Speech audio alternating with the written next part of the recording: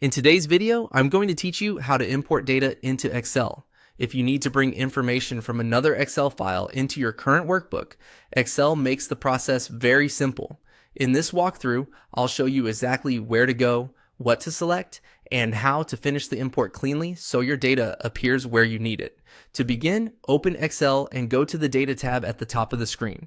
This is where Excel keeps tools related to connections, queries, and importing information from external files. If you're not used to working in this tab, don't worry.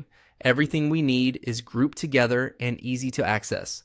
Once you're in the Data tab, click Get Data, then go to From File and choose from Workbook. This tells Excel that you want to pull data from another Excel workbook rather than typing or copying it manually.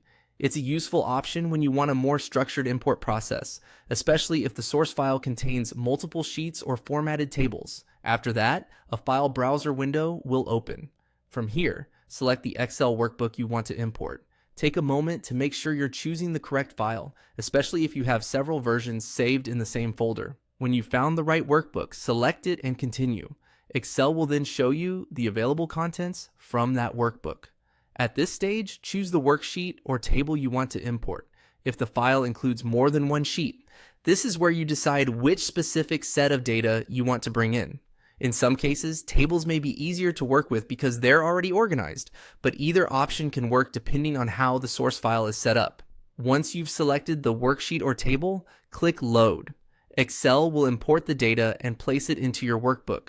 Depending on your version of Excel and the type of data being imported, it may appear in a new sheet or in a default location within the file. After the import is complete, you can start working with the data right away. Whether that means reviewing it, sorting it, filtering it, or using it in formulas and reports.